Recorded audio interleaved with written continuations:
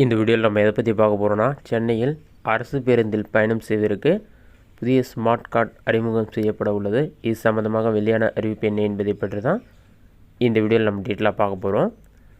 சென்னையில் பொது போக்குவரத்தில் பயணம் செய்து கொண்டு வரப்பட்ட சிங்கார சென்னை ஸ்மார்ட் அட்டை இன்று அறிமுகம் செய்யப்படுகிறது.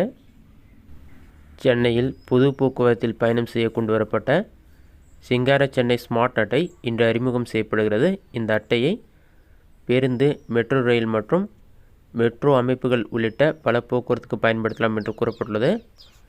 இத்திட்டத்தின் முதற்கட்டமாக 50,000 அட்டைகள் பாரத் ஸ்டேட் வங்கி மூலம் கட்டணமின்றி வழங்கப்படுகிறது.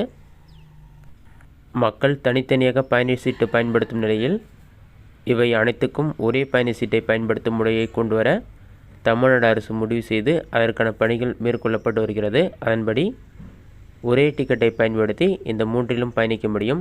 இதற்காக ஒரு கார்டு அல்லது பாஸ் போன்ற அட்டை வழங்கப்படும். இந்த கார்டை மெட்ரோ நிலையம், மின்சார ரயில்களில் ஸ்கேன் செய்து அதில் பயணிக்க முடியும். பேருந்துகளிலும் நடத்துனர்களிடம் ஸ்கேன் செய்யும் கருவிகள் வழங்கப்படும். எனவே இந்த ஒரு கார்டை ரீசார்ஜ் செய்து அதன் மூலம் 3 சேவைகளையும் மக்கள் எளிதில் பயன்படுத்தி கொள்ள முடியும் என்று கூறப்பட்டுள்ளது. எந்த சேவையை பயன்படுத்த வசதியாக இருக்கிறதோ மக்கள் அதை பயன்படுத்த முடியும். இதனால் அவர்கள் கவுண்டர்களில் நிற்க வேண்டிய அவசியம் இருக்காது. முதற்கட்டமாக மெட்ரோ ரயில்களில் மட்டுமே இருந்து வந்த இந்த சிங்கார சென்னை பயண அட்டை இனி மாநகர பேருந்துகளிலும் பயன்படுத்த முடியும் என தகவல்கள் வெளியாகியுள்ளது. மேலும் மின்சார ரயில்கள், விரைவு ரயில்கள் மற்ற போக்குவரத்திற்கும் பயன்படுத்தும் வகையில் திட்டத்தை விரிவாக்கம் செய்ய சம்பந்தப்பட்ட துறைகளுடன் ஆலோசிக்கப்பட்டு வருவதாக கூறப்பட்டுள்ளது.